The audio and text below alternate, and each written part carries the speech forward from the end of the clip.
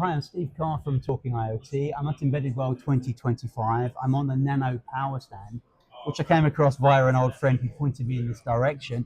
And I'm here with William Yes, from Nanopower. You guys have got some really interesting technology, the MP0. Would you yes, like to give a bit of an intro into Nanopower, and then maybe we could get into some of the technology of that you've got? course. Yes, William, as you said, I'm CTO and co-founder of Nanopower.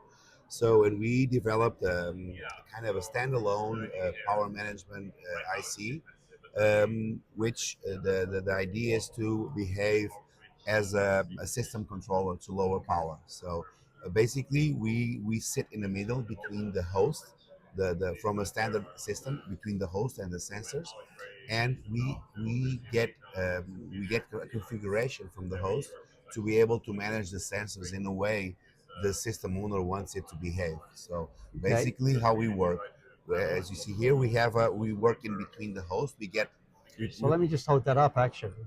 Let's see yeah. here. So here we have a normal system. We have a power source, Yep. normally a battery operated. Then we have a host, which can be Wi-Fi without any type of communication, whatever. So we are agnostic. We operate with anything. We are here in the middle, and you have all the sensors on the right side. So the idea is the host, with an API we provide, sets a rule set on how we should manage the system. Got it. Okay. So the system is booting first time. We get this instruction set from the host. We shut down the host, and we start managing all the peripherals. So what we can do is we have these instructions and how to configure the sensors. When we shut down completely the host, we are able to power cycle the sensors. We are not able only to read the sensors and then keep them in a low power state. We are able to shut them completely off. We internal have high side switches, so we can disable the high side power of all the sensors. So when they are not needed, for instance, if you want to read once a second, once an hour, we don't have them in low power mode. We completely put the power at zero.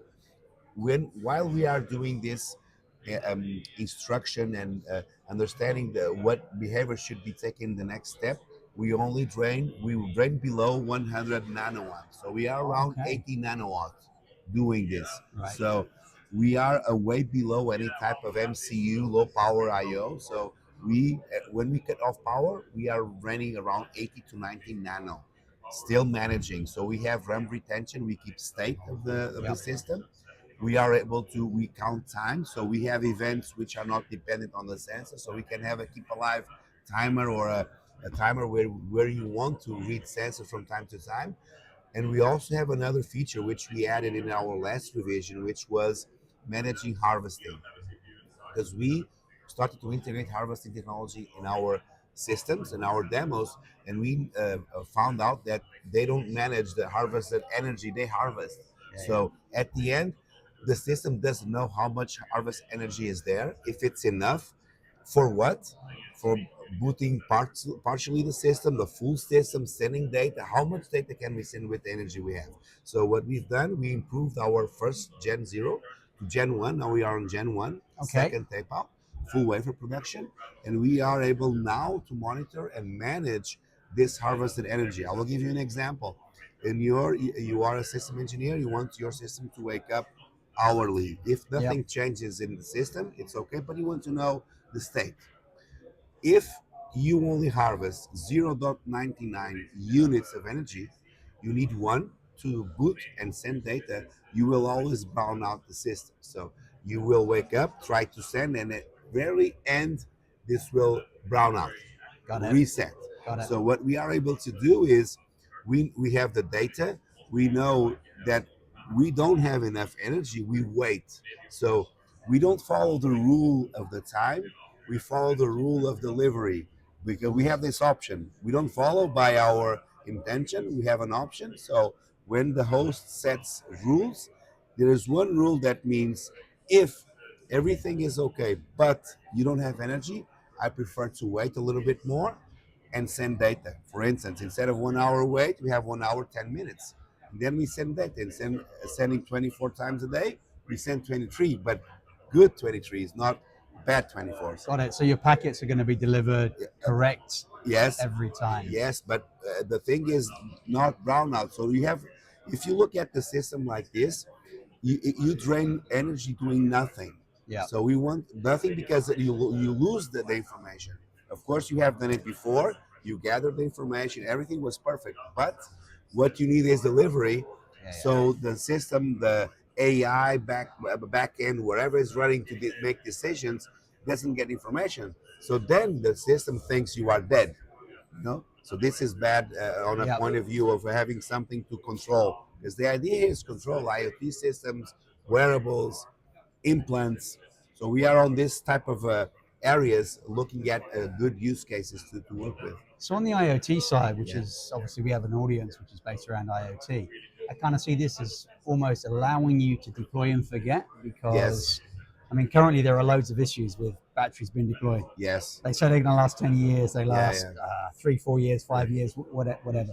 Your system's effectively not putting stuff into deep sleep, it's almost turning it off, Off. right? Yes. Our first of all, what drives us, of course, is technology, but also environmental friendly products. Got So it.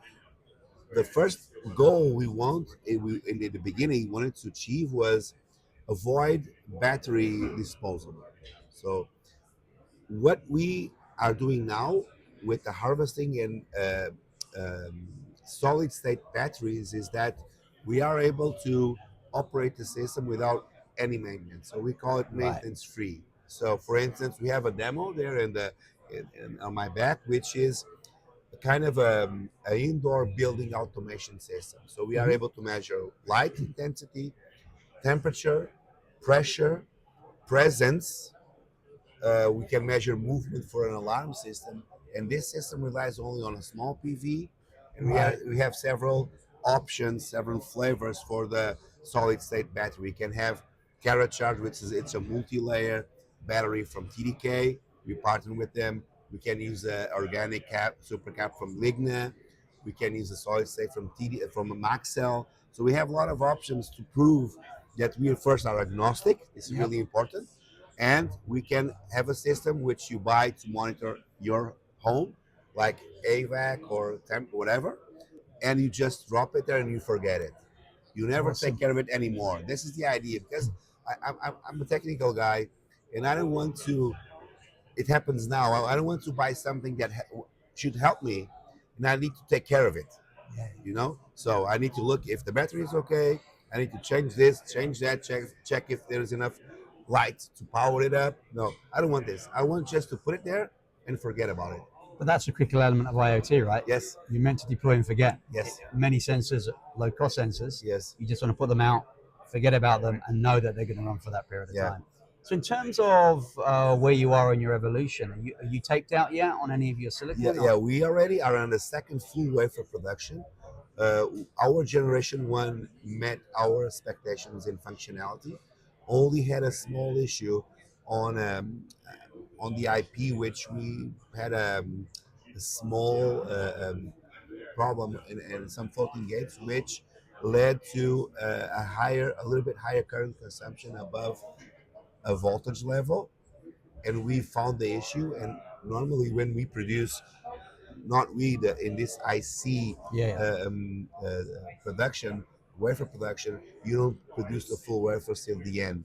You stop them before some metal layers, Okay. and you finish 2, 3. We test them, and then we finish, or we do a change. So we had to do a metal change. We are on the second revision of this Gen 1 to fix this issue about power consumption above a certain voltage. So what we are running here is a 1.8 volt solution, which is perfect, Yep. is on our expectations. But if we go above 2.2 to 5, we start to see higher current consumption. So it should be around below 3 digit, around 80, 90 nano. We see it climb to 400 nano. It's not bad, but it's not what we wanted or what Right. we aim to. So we want to keep the promises, and we promise 3 digit, and we 2 digit, and we will have 2 digit on the Perfect. all the full range of voltage operation. That's amazing. Yeah. That's absolutely amazing. So, I mean, you're fabulous then in terms Yes. of that, which is kind of cool. So, I mean, really, this is a super technology.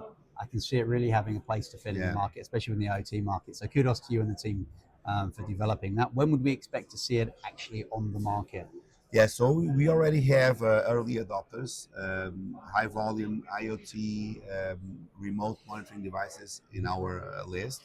So we will have in fact it's in production EVBs as we speak. So we will Okay, have EVBs ready with the new version um, maybe last or next week, March. So we expect to ship evaluation boards and samples first week of April. perfect. And in terms of if people wanted to get hold of the product or Yes. looking for an evaluation board, where would they reach out to? So we have several channels. You go directly to our website. We have fill-in options like early adopter or sample or buy the board or whatever. We have some distribution partners like EGP, Mauser, where you can buy them directly. But the best way now is contact us directly. And your web address? Is www.nanopowersemi.com. Excellent.